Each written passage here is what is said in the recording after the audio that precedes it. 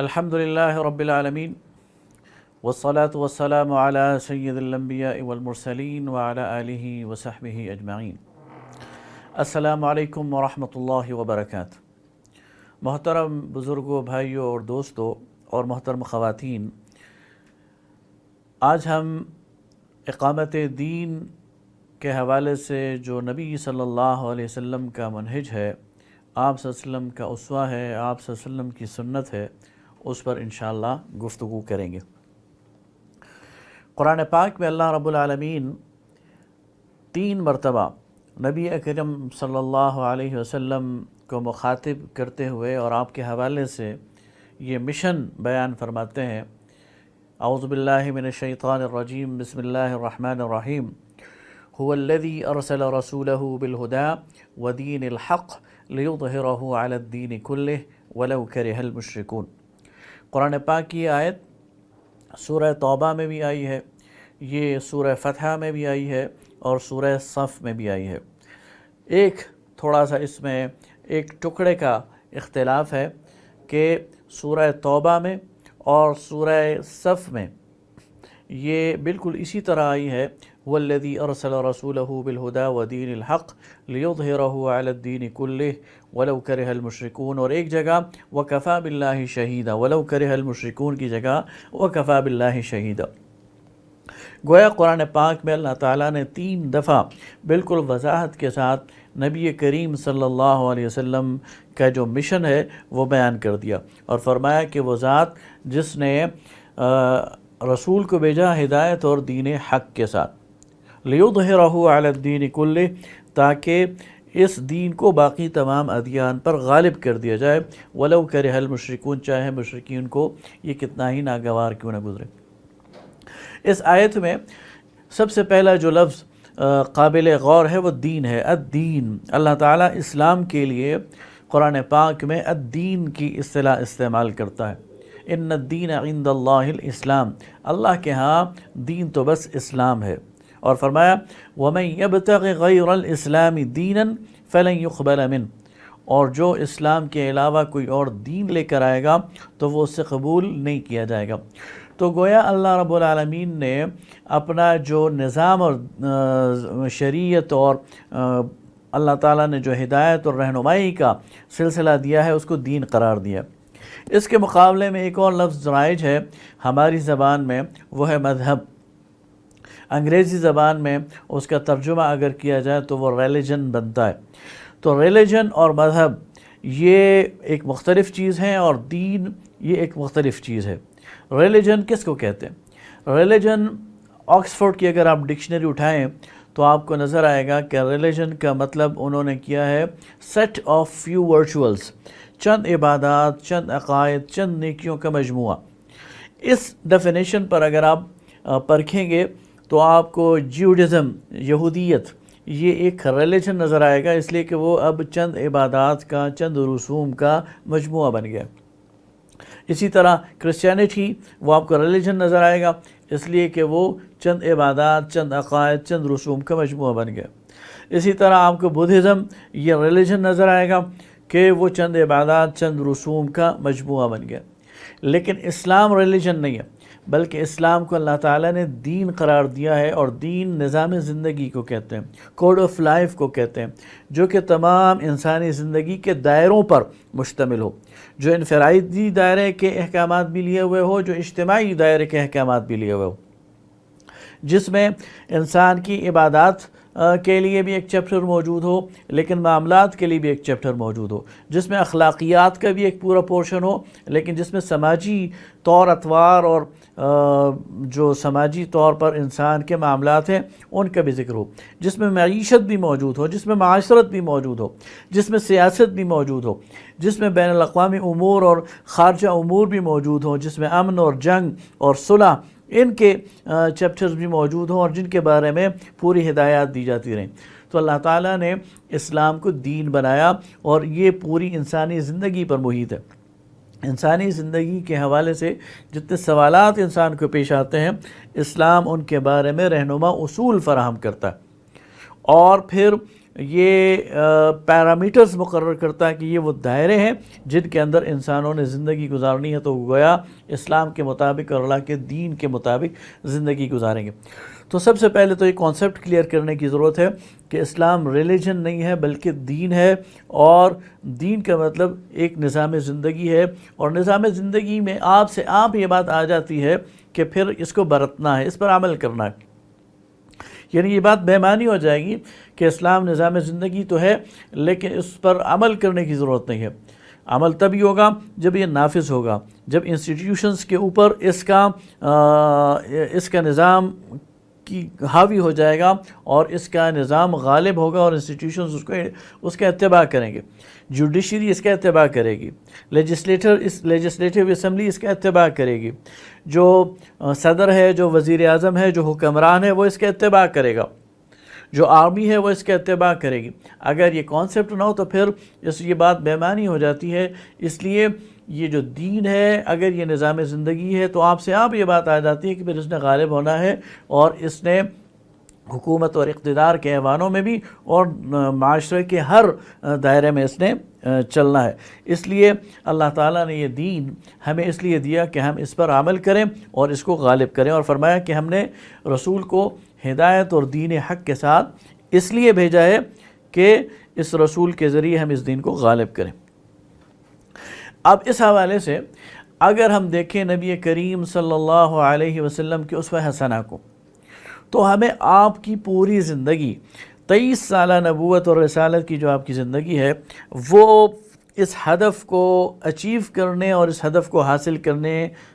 میں گزرتی ہوئی نظر آتی ہے۔ نبی کریم صلی اللہ علیہ وسلم کی سیرت طیبہ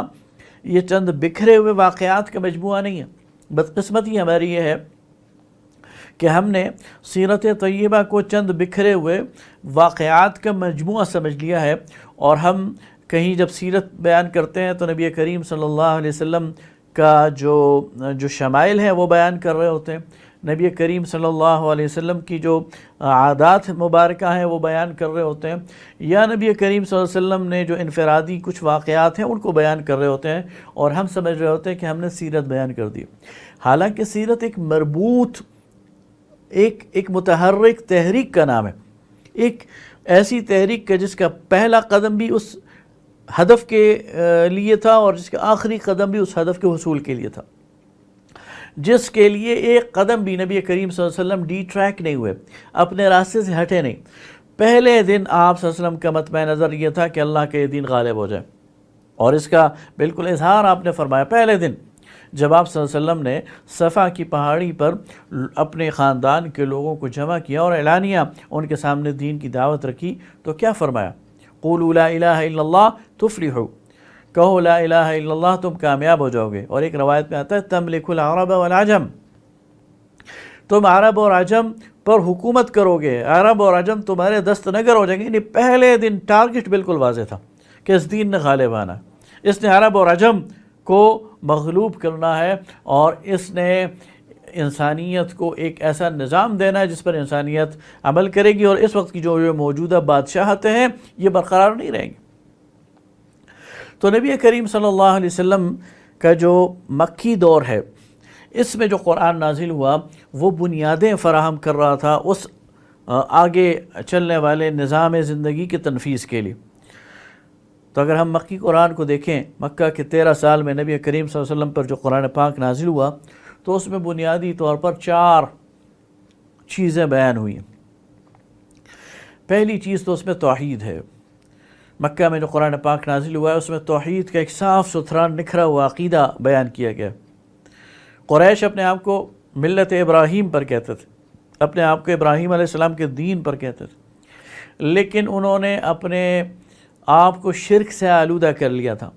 تو ان کے سامنے حضرت ابراہیم علیہ السلام کو رول ماڈل پیش کیا گیا اور کہا گیا جس ابراہیم کے تم نام لیوا ہو وہ ابراہیم تو یکسو مسلمان تھے، حنیفہ مسلمہ، اور شرک کا معمولی شائبہ بھی ان کی زندگی میں نظر نہیں آتا، وہ تو شرک کی ہر آلائش سے صاف ستھرے تھے۔ لہٰذا نبی کریم صلی اللہ علیہ وسلم کے ذریعے اللہ تعالیٰ نے قریش مکہ کو اور دنیا کے تمام انسانوں کو توحید کا ایک صاف ستھرا اور نکھرا ہوا تصور دیا، اللہ کی ذات میں، اس کی صفات میں، اس کے اختیارات میں کوئی بھی شریک نہیں ہے، اور وہ تنہا اپنی اس کائنات کا مالک ہے، اور کوئی بھی اس کے سامنے یہ جرأت نہیں کر سکتا کہ کھڑا ہو سکے۔ دوسری بات یہ بتائی گئی کہ آخرت کا ایک پورا عقیدہ ہے۔ تم اس دنیا کی زندگی میں مختصر سے وقت کے لیے آئے ہو، اور پھر تم یہاں سے چلے جاؤ گے تو یہ دنیا ختم نہیں ہو جانی، قصہ ختم نہیں ہو جانا، بلکہ تم اس دنیا سے شفٹ ہو جاؤ گے ایک اور عالم میں، جو عالم برزخ ہے، اور وہاں تمہیں انتظار کرنا ہے قیامت کا، اور پھر قیامت کی گھڑی آنی ہے، یہ سب کچھ فنا ہو جانا ہے، تلپٹ ہو جانا ہے، ختم ہو جانا ہے، اور پھر تم ایک میدان میں اپنے رب کے سامنے کھڑے ہوگے اور اپنی زندگی کے اندر جو کچھ تم نے کیا اس کے سامنے جواب دہی کرو گے، اور پھر اپنے عمل کے نتیجے میں یا تو کامیاب قرار پاؤ گے اور جنت میں جاؤ گے، اور یا ناکام قرار پاؤ گے اور جہنم کے ایندھن مرو گے۔ تو یہ آخرت کا بھی بالکل واضح ایک تصور بار بار کی تکرار کے ساتھ قرآن پاک کی مکی صورتوں میں دیا گیا۔ تیسری بات کی گئی کہ یہ جو رسول تمہارے پاس آئے ہیں تو یہ اللہ تعالیٰ نے کوئی نیا کام نہیں کیا، بلکہ آدم علیہ السلام سے لے کر نبینا محمد صلی اللہ علیہ وسلم تک اللہ تعالیٰ نے ہر دور میں، ہر زمانے میں اپنے پیغمبر بھیجے ہیں، اپنے چنیدہ بندوں کو بھیجا ہے، اور اس لیے بھیجا ہے کہ وہ لوگوں کی رہنمائی کر سکیں، وہ لوگوں کو برائی اور اچھائی میں فرق بتا سکیں، وہ لوگوں کو جنت کی طرف لیڈ کر سکیں، وہ لوگوں کو جہنم سے بچا سکیں، وہ نذیر اور بشیر کا کام سر انجام دے سکیں۔ اور تمہارے سامنے اللہ کے یہ بندے محمد صلی اللہ علیہ وسلم اللہ کی طرف سے نذیر بن کر آئے ہیں، ڈرانے والے، اللہ کی طرف سے بشیر بن کر آئے ہیں، تمہیں خوشخبری دینے والے، اور تمہیں جنت کی طرف لے جانے والے آئے ہیں، اور جہنم سے روکنے والے ہیں۔ گویا عقیدہ رسالت اس کی بھی تمام جہتوں سے بہت صاف کر کے اور واضح کر کے قرآن پاک میں ان مکی صورتوں میں بیان کیا گیا۔ اور چوتھی چیز جو ان مکی صورتوں میں بیان کی گئی ہے وہ ہے بنیادی انسانی اخلاق۔ انسانوں کو بتایا گیا ہے کہ تم نے کیسے زندگی گزارنی ہے، تمہارے اوپر غریبوں کے حق ہیں، تمہارے اوپر تمہارے والدین کے حقوق ہیں، تمہارے اوپر تمہارے پڑوسیوں کے حقوق ہیں، تم اپنے مال کے حوالے سے، تم اپنی جان کے حوالے سے، تم اپنی صلاحیتوں کے حوالے سے مسئول ہو، تم سے پوچھا جائے گا۔ تم نے اس دنیا کی زندگی کے اندر ایسا طرز عمل اختیار کرنا ہے جس سے تمہاری زندگی نافع بن جائے اور تم لوگوں کو فائدہ پہنچا سکو۔ تو یہ وہ چار بنیادیں ہیں جن پر ایک شخصیت کو اٹھایا گیا، ایک معاشرے کو اٹھایا گیا، ایک تحریک کو اٹھایا گیا، ایک اجتماعیت کو اٹھایا گیا، اور گویا ان بنیادوں پہ آگے چل کر پھر ایک پورا اسلامی معاشرہ اٹھانا تھا۔ ان بنیادوں پر چل کر آگے پھر ایک اسلامی نظام کا جو ڈھانچہ ہے وہ ان بنیادوں پر قائم کرنا تھا۔ اس لیے 13 سال تک ان بنیادوں پر بہت محنت کی گئی اور ان کا سبق بار بار پڑھایا گیا، اور ایک جماعت ایسی تیار کی گئی جو ان چیزوں کے لحاظ سے بالکل خالص اور مصفہ ہو کر نکل آئی، صحابہ کرام رضوان اللہ تعالی علیہم اجمعین کی جماعت۔ اسی دوران سورہ بنی اسرائیل نازل ہوتی ہے۔ یہ سورہ 11 نبوی کو نازل ہوتی ہے، اور اس میں اللہ تعالیٰ ایک طرف تو نبی کریم صلی اللہ علیہ وسلم کی زبان مبارک سے یہ دعا جاری کر دیتے ہیں کہ رب ادخلنی مدخل صدق واخرجنی مخرج صدق واجعل لی من لدنک سلطانا نصیرا، کہ میرے رب کہو، اے نبی صلی اللہ علیہ وسلم کہو کہ میرے رب مجھے جس بستی سے میں داخل کر تو سچائی کے ساتھ داخل کر، اور جس بستی سے نکال تو سچائی سے نکال، اور ایک اقتدار کو میرا معاون بنا دے۔ تو 3 اشارے دیے گئے اس آیت میں کہ اس بستی سے، یعنی اس مکہ مکرمہ سے آپ نے نکلنا ہے، کسی اور بستی میں داخل ہونا ہے، دوسرا اشارہ، اور تیسرا اشارہ یہ دے دیا گیا کہ کمزوری کا یہ دور ختم ہونے والا ہے، اقتدار آپ کو دیا جائے گا، اور آپ کے قدم مبارک پھر ایک ایسی سلطنت پر ہوں گے کہ جس کے ذریعے آپ اللہ کے اس دین کو نافذ کریں گے۔ اسی سورہ بنی اسرائیل میں آگے چل کر اللہ رب العالمین پورے 2 رکوع نازل فرماتا ہے، وَقَضَى رَبُّكَ أَلَّا تَعْبُدُوا إِلَّا إِيَّاهُ وَبِالْوَالِدَيْنِ إِحْسَانًا سے لے کر اگلے پورے 2 رکوع، جس میں آنے والے اسلامی معاشرے کا ایک پورا چارٹر دے دیا گیا کہ اس معاشرے میں حقوق کیا ہوں گے، اس معاشرے میں فرائض کیا ہوں گے، اس معاشرے میں حلال کیا ہوگا، اس معاشرے میں حرام کیا ہوگا، اس میں عہد اور میثاق کی کیا اہمیت ہوگی، اس میں انسانی جان کی کیا اہمیت ہوگی، اور ہر حوالے سے وہ ایک چارٹر بہت مکمل، بہت کمپریہنسو، بڑا پریسائز ایک چارٹر وہ دے دیا گیا کہ وہ جو آنے والا اسلامی معاشرہ ہے وہ ان بنیادوں پر استوار ہوگا۔ پھر اس کے بعد اسی دوران سورہ حج نازل ہوتی ہے۔ سورہ حج ایسی صورت ہے جس میں دونوں رنگ ہیں، اس میں مکی رنگ بھی ہے، اس میں مدنی رنگ بھی ہے۔ گویا یہ بالکل ایسے زمانے میں نازل ہوئی ہے جو ہجرت کے قریب ہے، اور اس میں آنے والے اسلامی ریاست کا منشور بیان کر دیا گیا۔ فرمایا الذین ان مکناہم فی الارض، ان لوگوں کو جب ہم زمین میں اقتدار بخشیں گے، اقام الصلاۃ، تو یہ نماز قائم کریں گے، وآتوا الزکاۃ، اور زکوٰۃ دیں گے، وامروا بالمعروف، یہ نیکی کا حکم دیں گے، ونہوا عن المنکر، اور برائی سے روکیں گے، وللہ عاقبۃ الامور، اور انجام کار تمام معاملات یہ اللہ تعالیٰ کے لیے ہی ہیں۔ اس آیت میں یہ فرمایا گیا کہ جو اسلامی ریاست ہے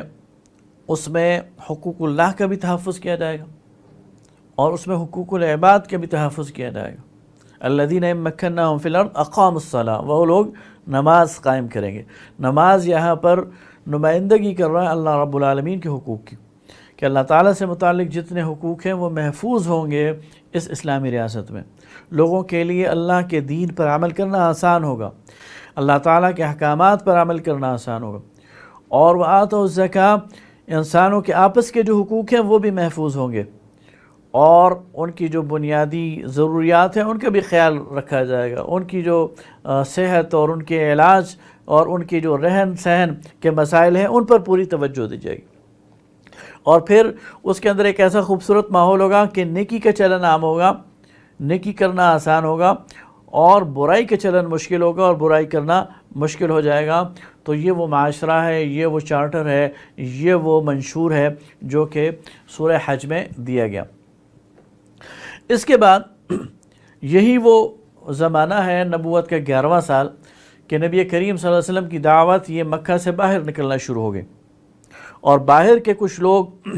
جب وہ آپ کی بات کو سنتے تھے تو وہ پھر آپ کے پاس آنا شروع ہو گئے اور آپ سے سوال اور جواب کرنا شروع ہو گئے۔ اور اسی دوران حج کے موقع پر جب کہ باہر سے بہت سارے وفود آئے تھے، مدینہ کے 6 نوجوان، یثرب اس وقت مدینہ کا نام تھا،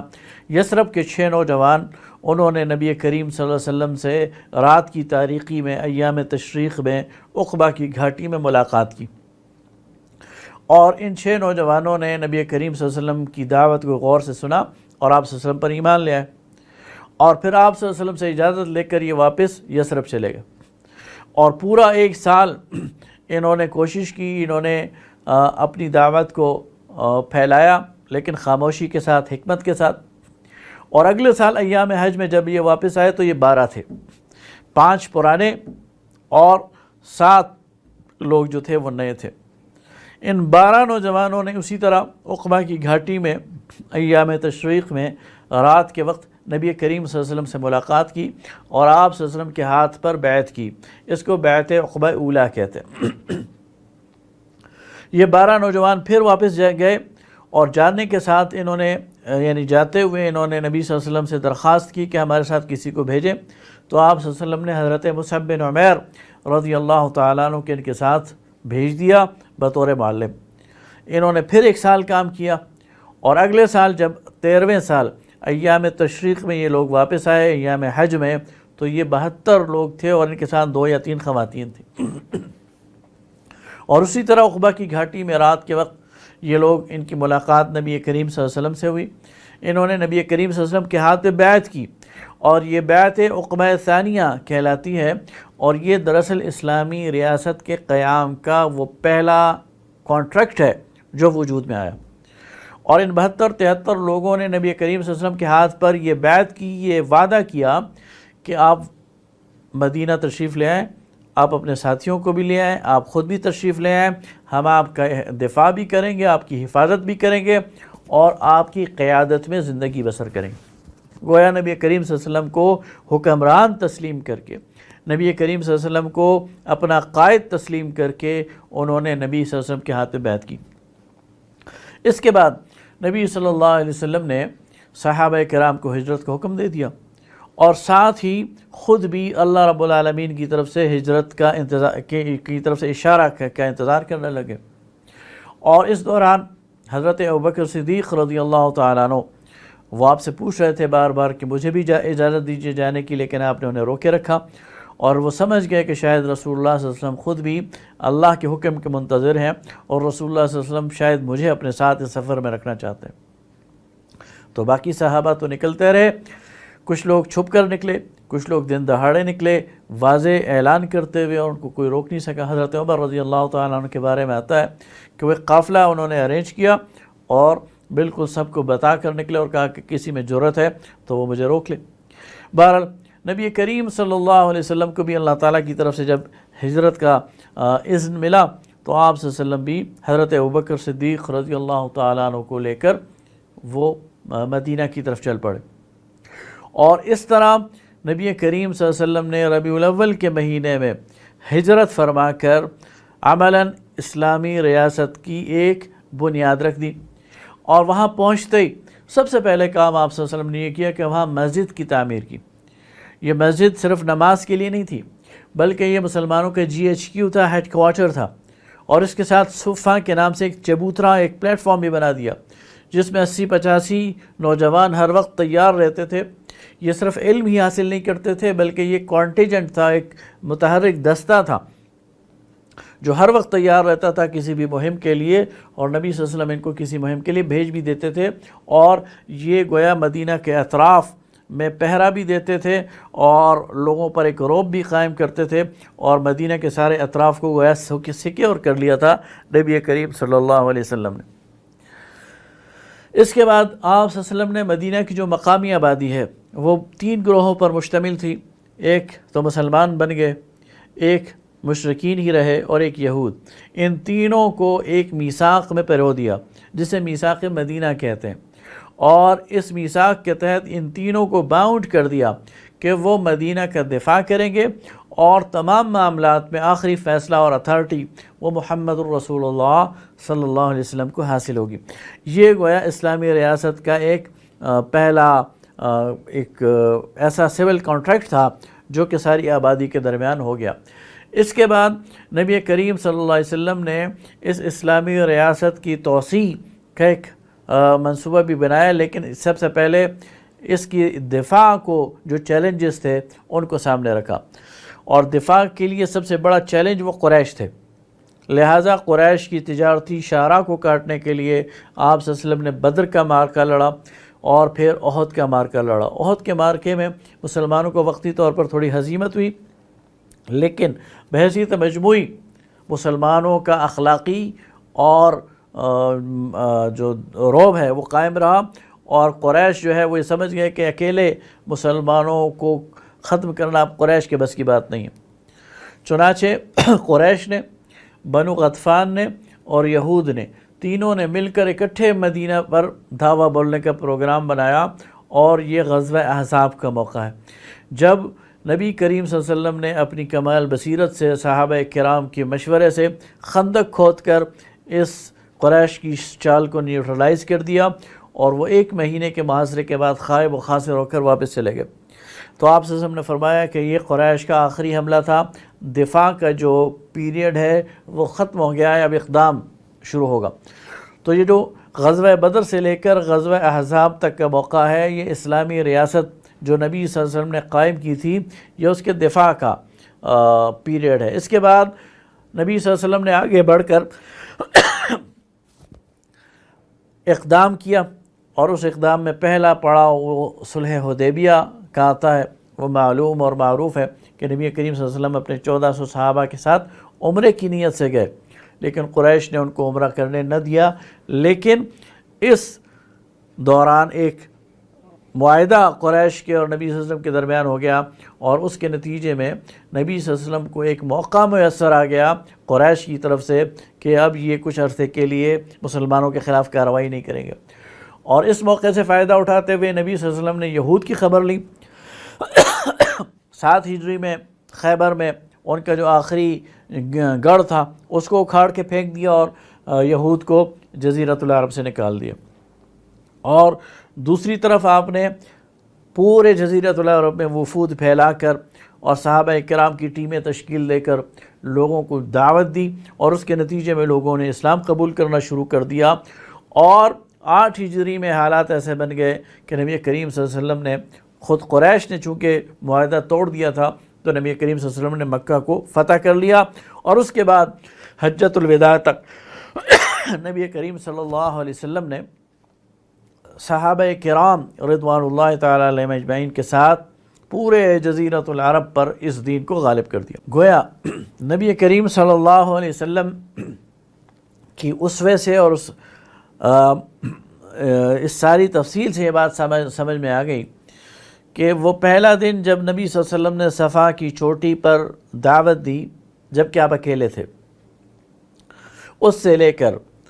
چاہے ہجرت کا مرحلہ ہو، چاہے بدر کا مرحلہ ہو،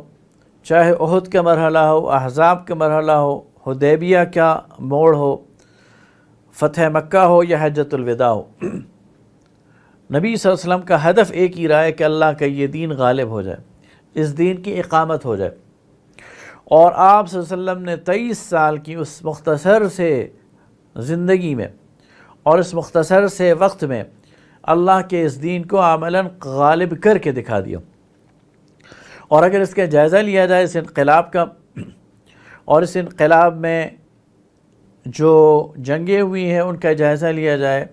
اور جتنے بڑے میگنیچیوڈ پر اور جتنے بڑے یعنی سطح پر یہ انقلاب آیا ہے کہ اس نے 3 بڑے اعظموں کو متاثر کر دیا، تو اندازہ ہوتا ہے کہ بہت کم خون بہا کر اور بہت کم قربانیاں دے کر نبی کریم صلی اللہ علیہ وسلم نے اور بہت تھوڑے لوگوں کے ساتھ اتنا بڑا انقلاب برپا کر دیا۔ ظاہر ہے کہ اس میں تائید و نصرت اللہ تعالیٰ کی شامل ہے، اس میں نبی کریم صلی اللہ علیہ وسلم کی قیادت اور بصیرت شامل ہے، اس میں صحابہ کرام رضوان اللہ تعالیٰ علیہم اجمعین کا خلوص شامل ہے، لیکن انسانوں نے یہ معجزہ دیکھ لیا کہ اللہ کا دین غالب ہو گیا۔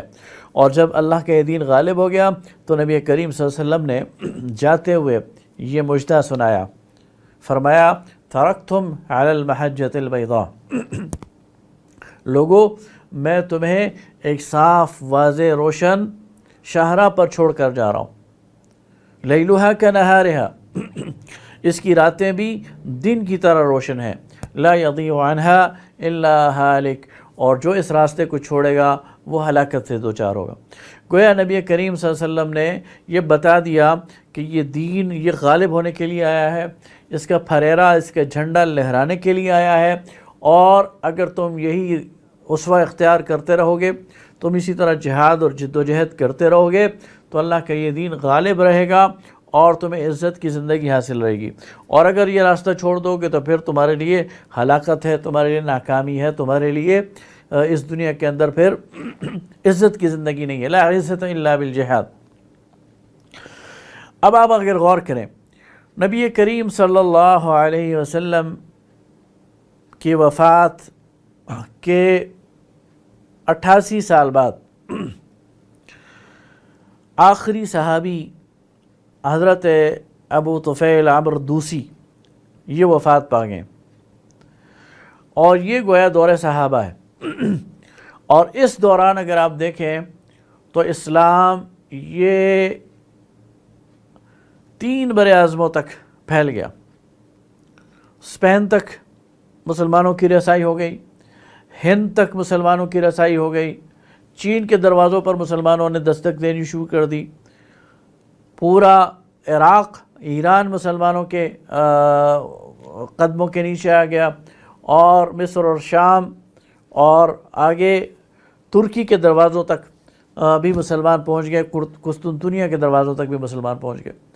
آج جو عالم اسلام ہمیں نظر آتا ہے نقشے پر، اس کا تقریباً 95% حصہ یہ ان 88 سالوں میں مسلمانوں نے حاصل کر لیا۔ نبی کریم صلی اللہ علیہ وسلم کی وفات کے 88-90 سال بعد کے دوران یہ کارنامہ صحابہ کرام رضوان اللہ تعالیٰ علیہم اجمعین نے سر کر لیا، اور آج بھی ہم اسی دور میں یعنی اسی پھیلاؤ میں رہ رہے ہیں۔ یہ وہی ہے جو انہوں نے حاصل کر لیا تھا، اس کے بعد بہت کم مسلمانوں کے قدم آگے بڑھے۔ تو وہ مشنری اسپرٹ جو صحابہ کرام رضوان اللہ تعالی علیہم اجمعین کی تھی وہ بعد میں کم ہوتی گئی، اور اس کا نتیجہ یہ ہے کہ مسلمانوں کے قدم پھر آگے نہ بڑھ سکے۔ تو مشن مسلمانوں کا اقامت دین ہے۔ مشن یہ ہے کہ اللہ کے دین کے لیے جان اور مال کی قربانی لگائی جائے اور اللہ کے دین کو عملاً نافذ کیا جائے۔ اگر یہ نافذ ہے تو اسے قائم رکھا جائے، اور اگر قائم نہیں ہے تو قائم کرنے کی کوشش اور جد و جہد کی جائے۔ آج بھی اسی کے لیے اسلامی تحریکیں پوری دنیا میں کام کر رہی ہیں، اور یہ نبی صلی اللہ علیہ وسلم کی سنت ہے جس کا اتباع کیا جا رہا ہے۔ یہ صحابہ کرام رضوان اللہ تعالی علیہم اجمعین کی سنت ہے جس کی پیروی کی جا رہی ہے۔ اللہ تعالیٰ سے دعا ہے کہ وہ ہمیں اقامت دین کی صحیح منہج کو سمجھنے کی، اس کو فالو کرنے کی، اور اس کے مطابق اللہ کے دین کو غالب کرنے کی توفیق عطا فرمائے۔